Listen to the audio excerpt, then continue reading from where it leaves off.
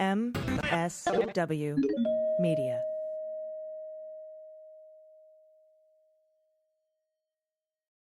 Thanks to Athletic Greens for supporting the Daily Beans. Athletic Greens is going to give you a free 1-year supply of immune-supporting vitamin D and 5 free travel packs with your first purchase.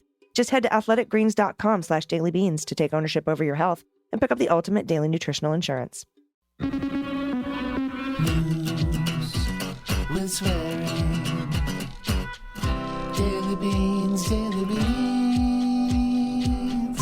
Daily Beans, Daily Beans. Hello, and welcome to the Daily Beans for Wednesday, August 17th, 2022. Today, the two Pats, Cipollone and Philbin, were interviewed by the Department of Justice in the Trump espionage investigation.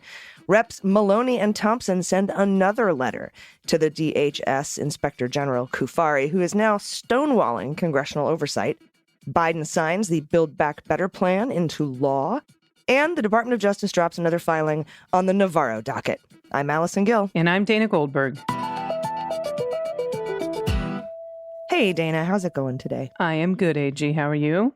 I fell down and hit my head this morning, so... I don't know if I'm ever supposed to bring these things up when we get...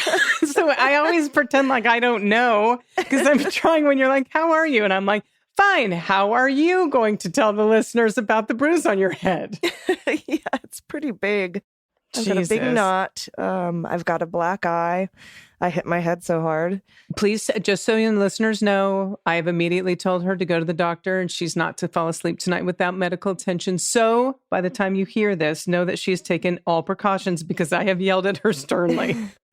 Yes, and I was already planning on going to the doctor as soon as we're done here with the news. So anyway, I just wanted to bring that up in case, maybe like the first time I read the intro, I called it Wednesday, August 19th. So I might have some news reading issues today. So I just want to kind of let everybody know. I mean, it can't be as bad as me trying to pronounce rural. Rural juror. Rural. Okay. All right. So, of course, we're going to have the good news at the end of the show. If you have any good news you want to send to us, you can do that at dailybeanspod.com and just click on contact. Let's hit the hot notes. Hot notes. Wow, you just jumped right into it. Absolutely zero segues today. No, you're like, and we're going to do that. Let's hit the hot notes. Okay. Well, we moved on to the hot notes. First up, Patsy Baloney and Patrick Philbin, the White House counsel and deputy under President Trump, were interviewed by the FBI in connection with the boxes of sensitive documents that were stored at Mar-a-Lago. Mr. Cipollone and Mr. Philbin are the most senior people who worked for Trump who are known to have been interviewed by investigators after the archives referred the matter to the Justice Department this year. The interviews are a sign of the intensity of the investigation into how sensitive government material left the White House with Donald and remained at his Palm Beach, Florida residence for more than a year. Philbin was interviewed in the spring, according to two of the people familiar with the matter, as investigators reached out to members of Trump's circle to find out how 15 boxes of material, some of it classified, made its way to Mar-a-Lago. It was unclear when Cipollone was interviewed. This all happened this past spring, and we're just now hearing about it. That is how tight-lipped and leak-proof this Department of Justice is. Oh, yeah. Now, Mr. Cipollone and Mr. Philbin were two of Mr. Trump's representatives to deal with the National Archives. They were named to the positions shortly before the president's term ended. Another was Mark Meadows, the former White House chief of staff. Now, at some point after, and by the way, they got Meadows' phone in April, and then they paid a visit to Mar-a-Lago in June. I just thought that was interesting. At some point, after National Archives officials realized they did not have Trump White House documents, which are required to be preserved under the Presidential Records Act, they contacted Philbin to help return them. The National Archives was like, Pat, help us out. And a spokesperson for Philbin didn't immediately respond to a request for comment, but Philbin tried to help the National Archives retrieve the material, and that's according to two people familiar with the discussions. But the former president repeatedly resisted entreaties from his advisors. Philbin was like, give this shit back, bro. And Trump was like, it's not theirs, it's mine. That's what he said. It's mine, according to several advisors that Trump told them. These are mine.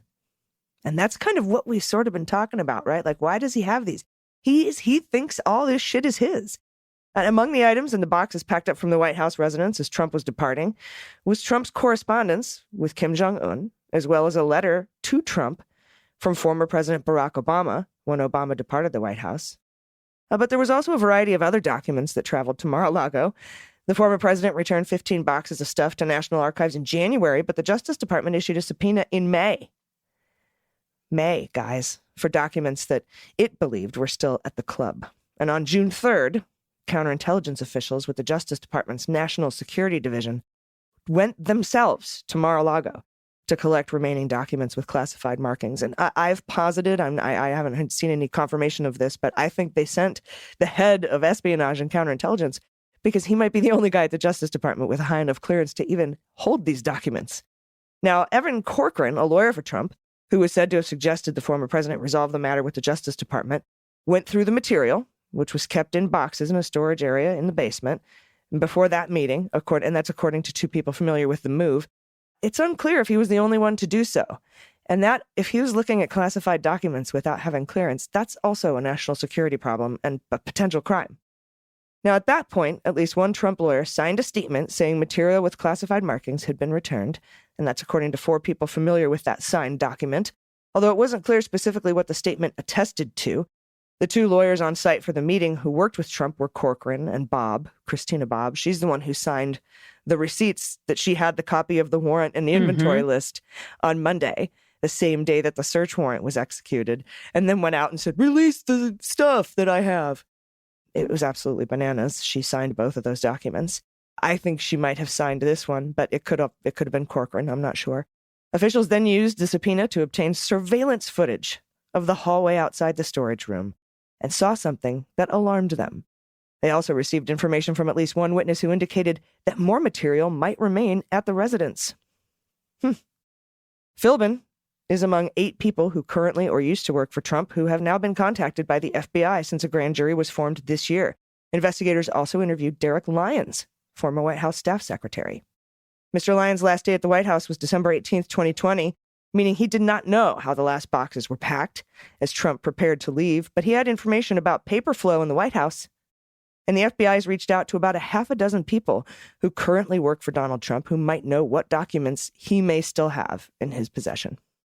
I think the story's going to get bigger. I really do. I can't wait to hear who the mole is, too, who turned this son of a bitch in.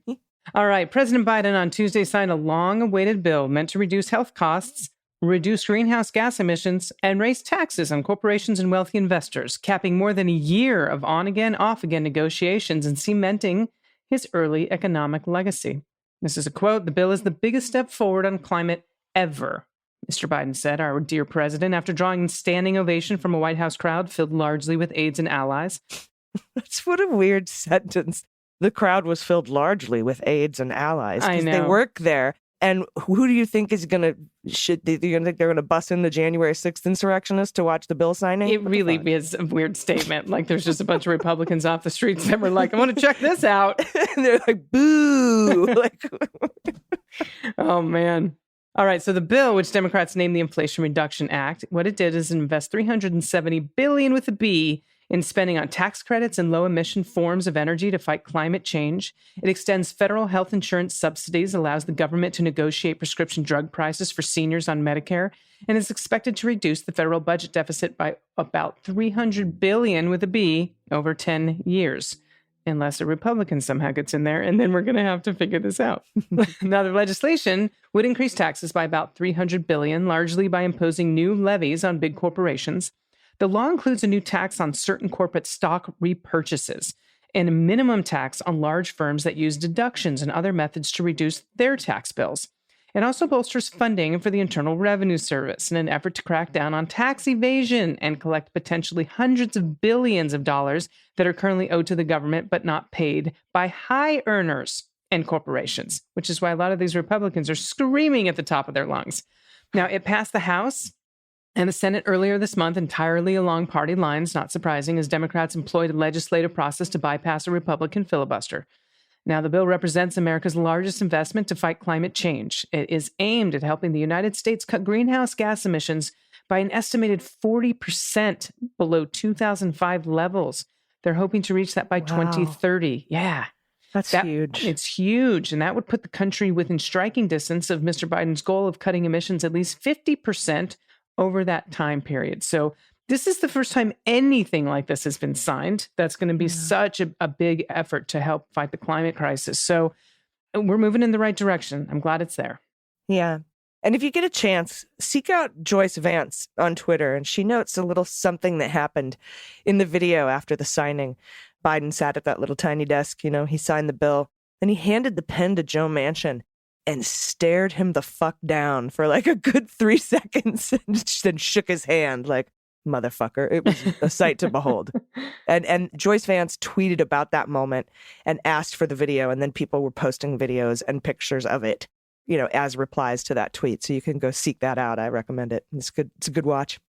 And in another filing in the Pete Navarro case, the Department of Justice contests a bunch of ridiculous claims and demands made by Pete Navarro. And there's a couple of key takeaways. The DOJ's got a pretty cool sense of humor, I have to say. First, Navarro said the DOJ has withheld some evidence in discovery, and it says he apparently bases this theory on the small amount of information that they've gotten from the DOJ in discovery. The DOJ responds saying, size doesn't matter, bro.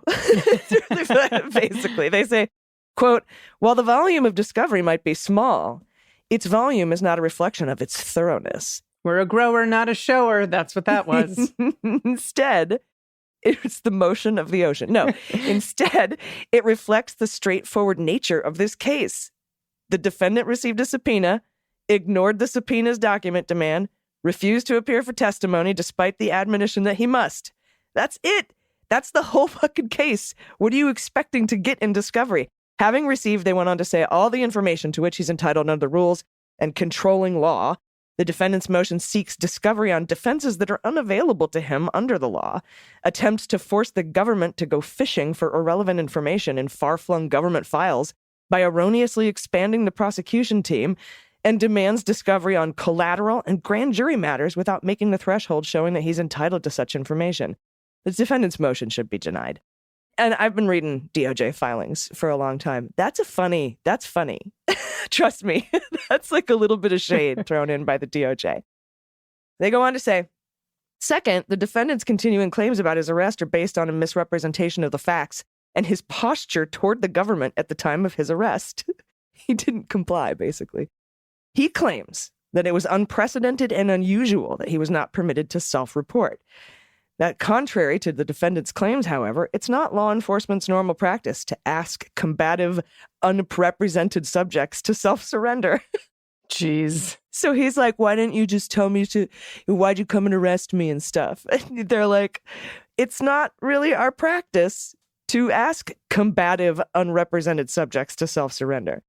At the time he was indicted and arrested, the defendant was not represented.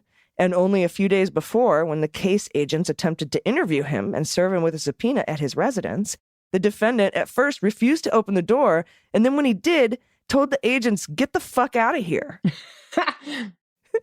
And then there's a footnote number 6, which says, by the way, that interaction was videotaped. Feels like Department of Justice wanted to make sure we knew that video exists. So somebody can go FOIA it. I'm looking forward to it. Now, the filing goes on. The defendant also has an extensive history of seeking out news coverage. To avoid a media circus, therefore, the arresting agents encountered the defendant in a discreet location on a jet bridge at an airport, removed him to the tarmac, and took him to be booked from there, all out of sight of the public, because we know he likes cameras. Finally, the defendant's remaining claims relate to 2 events that occurred even before the crime had been committed. And Dana, that's followed by a redacted paragraph, likely due to grand jury secrecy, because the follow-up statement says, nevertheless, the defendant asserts that these events, the ones that were redacted, and testimony reflect some improper pressure being applied by the committee or the White House to the prosecutors in this case, forcing them to make, quote, improper discriminatory decisions, discriminating against Pete Navarro. But his claims are based on pure speculation, they say. So it sounds to me like Navarro is trying to say Biden made the investigators do this, right? Like, it's like, no, it's a reach. It's a reach. And there's a footnote that says, in his motion, the defendant accuses the government of shielding from him the existence of communications between the Department of Justice, including the Office of Legal Counsel, and the Select Committee or the White House. This isn't true. On July 27th, prior to the defendant's motion, the government told counsel, we do not have any correspondence between the White House, the Select Committee, and the Department of Justice. It doesn't fucking exist. And he's trying to say they're withholding exculpatory information from him. Then Navarro demands grand jury materials, and Department of Justice says, fuck off, bro. To pierce grand jury secrecy, you have to have evidence of extreme wrongdoing that doesn't exist here, and you failed to show a need. And this is funny. In addition to the exculpatory evidence the defendant claims was withheld from a grand jury is not, in fact, exculpatory. This is so much shade. It is. I love this filing. Basically, Pete wanted the government to tell the grand jury about 2 OLC memos that he thinks shows he doesn't have to respond in a subpoena, but they don't. And in a footnote, they say it's like C. Bannon. Oh, my God. Check that guy. Yeah, those OLC memos. No. Oh, my God. Oh, man. All right. This story, we're going to keep going back to it because it continues to unfold, even though it seemed like a dead end. But the 2 top House Democrats alleged on Tuesday that the Department of Homeland Security's Inspector General has refused to cooperate and has even hindered an investigation into those deleted U.S. Secret Service messages that were related to January 6th and called for him to comply with congressional demands. Now, this is not the first time that the duo, Rep. Carolyn Maloney, who chairs the House Oversight Panel, and Rep. Benny Thompson, who's just fucking incredible, who chairs the Homeland Security, and January 6th Select Panel, that they have questioned Inspector General Joseph Cuffari's part in the probe. Now, earlier this month, Maloney and Thompson alleged that there was evidence of a cover-up within the Inspector General's probe of the missing text messages and called for Cuffari to, quote, step aside, move it over. Now, in a letter to Cuffari on Tuesday, Maloney and Thompson called on his office to comply with congressional requests for documents and interviews. They noted that Cuffari had previously blocked his staff from sitting for transcribed interviews. This guy's all over this shit. Now, Maloney and Thompson recalled several instances in which Cuffari had failed to properly report information to Congress regarding the missing text messages. Your obstruction of the committee's investigations is unacceptable, and your justifications of this noncompliance appear to reflect a fundamental misunderstanding of Congress's authority and your duties as Inspector General. That's from the Congressional Committee. More shade. Went on to say, if you continue to refuse to comply with our requests, we will have no choice but to consider alternate measures to ensure your compliance, the letter added. Dun, dun, dun. So right now, Cuffari must provide all requested documents and ensure employees requested for interviews are made available by August 23rd. This is very soon. Yep, that's a week away.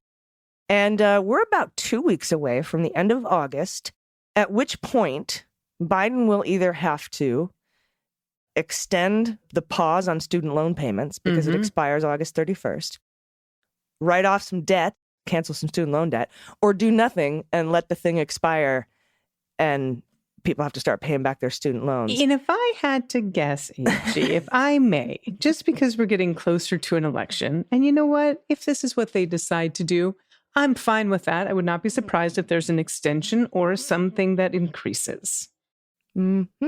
Yeah, I've been saying for a long time that Biden, if he has the power to cancel student debt, if he has that power, he'll do it when it's politically advantageous, and he'll keep pausing the repayment until that time. And he fucking should.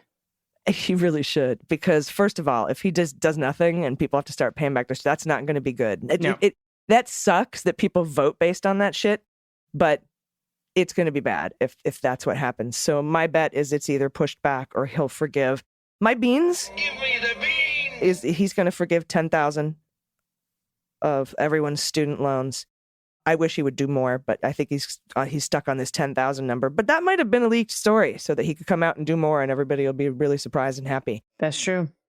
But I think he's going to cancel that student debt and pause the repayment. I think he'll do both. I'm fine with Democrats finally trying to learn how to play this game. I'm fine with it. Yeah, and we'll see what happens. And we've got a lot of really awesome good news. If you have any good news, you can send it in to us at dailybeanspod.com. We'll be right back with that after this quick break. After these messages, we'll be right back. Hey, everybody, I want to talk about something I use literally every day. I started taking Athletic Greens AG1 because I wanted an optimized immune system and a supplement that actually tastes delicious. Plus, I wanted to consolidate the 20-something bottles of different probiotics and adaptogens and stuff that I took every day. It was just getting to be very expensive and kind of inconvenient. But with one delicious scoop of AG1, you get 75 high-quality vitamins, minerals, superfoods, probiotics, and adaptogens to help you start your day. Athletic Greens contains less than 1 gram of sugar. There's no GMOs, no nasty chemicals or artificial anything. And it tastes amazing. That's why I take it even with me when I go traveling. I get those travel packs. And speaking of that, we want to thank Athletic Greens for their support. They're offering you a free 1-year supply of immune-supporting vitamin D and 5 free travel packs with your first purchase when you go to athleticgreens.com/dailybeans. And in 2020, Athletic Greens purchased carbon credits that support projects protecting old-growth rainforests so you can be healthy and help the planet. Right now, it's time to reclaim your health and arm your immune system with convenient daily nutrition. It's just 1 scoop in a cup of water every day. That's it. No need for a million different pills and supplements to look out for your health. And to make it easy, Athletic Greens is going to give you that free 1-year supply of immune-supporting vitamin D and 5 free travel packs with your first purchase. Just head to athleticgreens.com/dailybeans to take ownership over your health and pick up the ultimate daily nutritional insurance.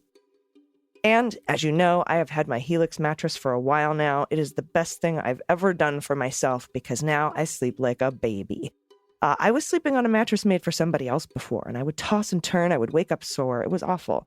But Helix Sleep has a lineup now of 14 unique mattresses, including a collection of luxury models. One's for big and tall sleepers. They even have a mattress made just for kids. And you can find which one is perfect for you by taking their 2-minute online sleep quiz at helixsleep.com/dailybeans. They ship it right to your door free of charge. You get to try it out for 100 nights risk-free. If you decide it's not the best fit, you're welcome to return it for a full refund. Every Helix mattress has a hybrid design, combining individually wrapped steel coils in the base with premium foam layers on top. It's the perfect combination of comfort and support. And Helix mattresses are American-made. They come with a 10 or sometimes a 15-year warranty, depending on the model. I took the quiz. I was matched with the Helix Midnight because I'm a side sleeper and I like a medium firm bed. So this is the best mattress I've ever owned. And right now, Helix is offering up to $200 off all mattress orders and 2 free pillows for listeners. Just head to helixsleep.com/dailybeans. With Helix, better sleep starts now. Everybody, welcome back. It's time for the good news. Who likes good news? Everyone? Then good news, everyone!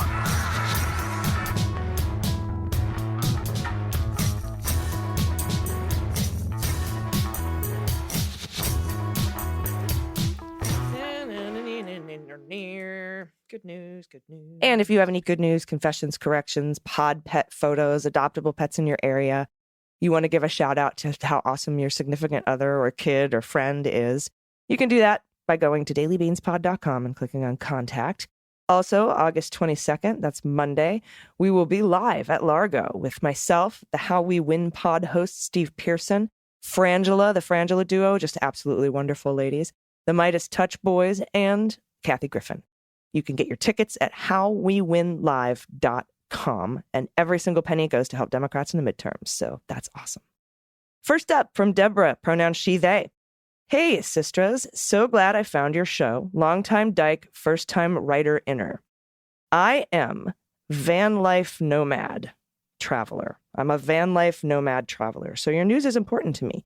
I was priced out of my abode in a tiny Studio City neighborhood, so now I winter on the street in front of said house, but fortunately, I will be back in LA to attend a fundraiser at Largo. Excited. Awesome.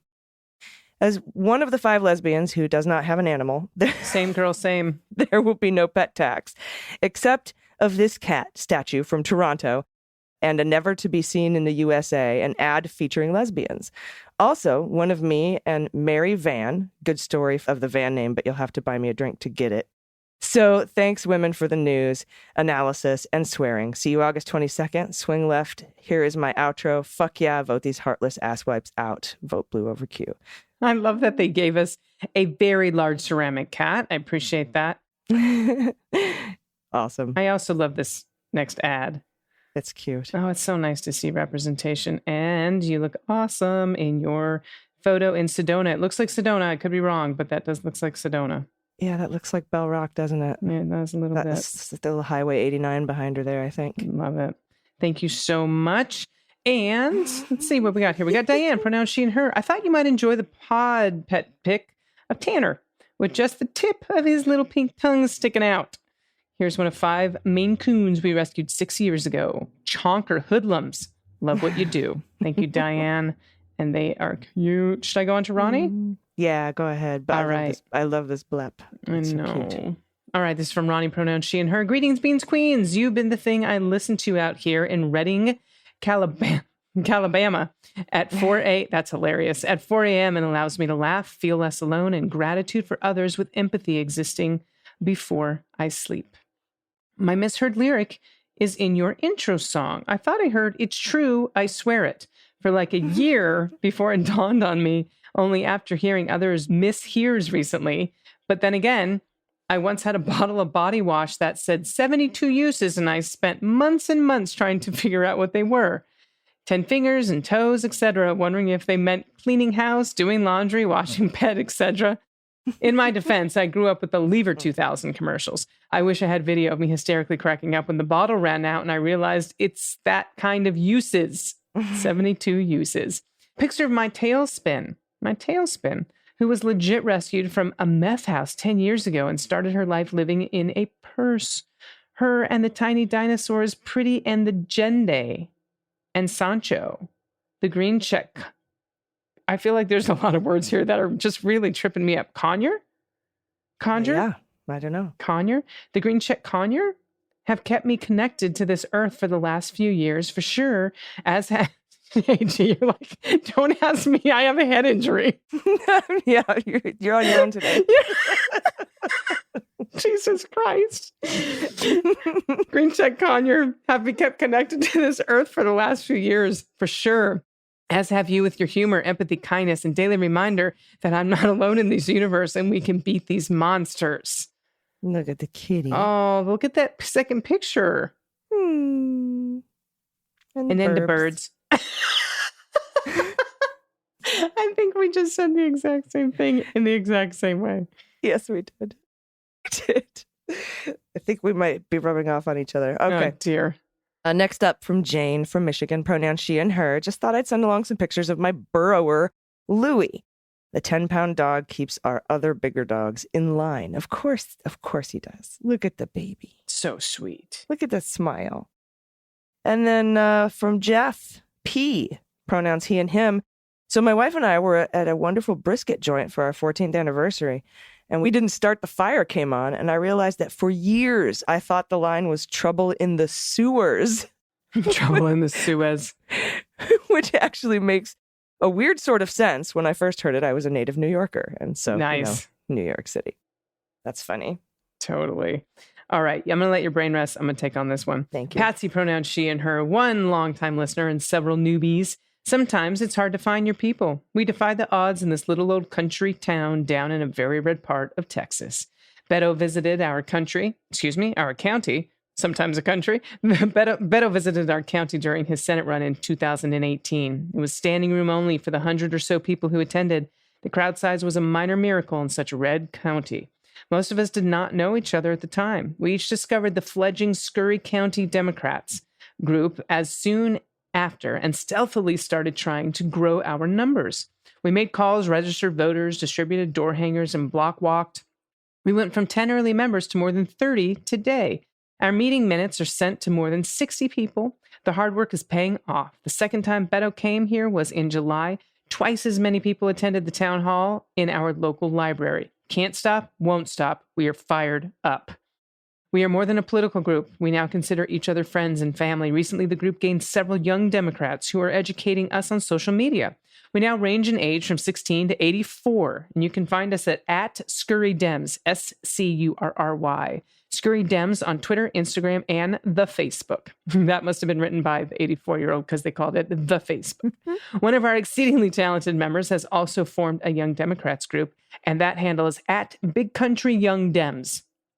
Would be thrilled to have the support of you wonderful ladies and our fellow listeners. Thanks for brightening our days with the news and swearing. We hope you enjoy these photos of our group. And of course, we have some pet tax to submit as well. The first photo is part of our group. Second, we have the founder of the @BigCountryYoungDems showing us how block walking is done. And the third is Izzy's cat, Pippins. Look at this. This is so awesome. I love it. What amazing work that you're doing. Oh, look at the bling on this kitty. Oh. Oh. So yeah, what a cool entry. I love this. I love everything about this. Growing this. I'll see if I can jump on Twitter and give y'all a shout out. Everybody go follow both of those accounts on Twitter, Scurry Dems and Big Country Young Dems. Make sure you give them a follow. And this seems like a good time to bring up this kind of activism is a part of a new podcast that's going to be on the MSW Media Network. It's called What Can I Do? And it's a podcast from Kelly Therese Pollock and Lila Nordstrom. So the goal of this podcast is to let you know how to get started with activism, the simple, easy steps you can take. And so, we can model ourselves after what Patsy here is doing down in Texas. So, absolutely.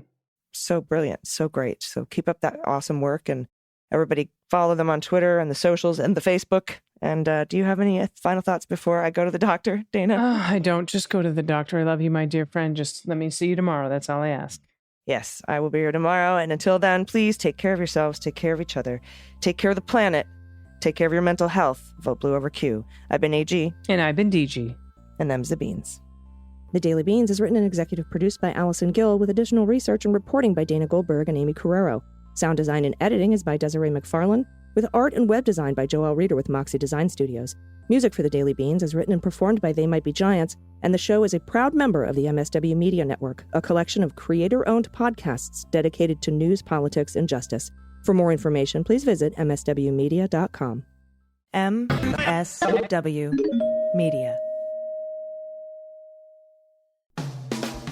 Hey everyone, it's AG from Mueller, She Wrote and The Daily Beans. And Steve Pearson from the How We Win podcast.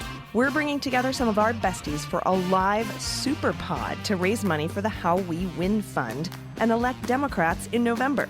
Featuring us, of course. The hilarious Frangela duo.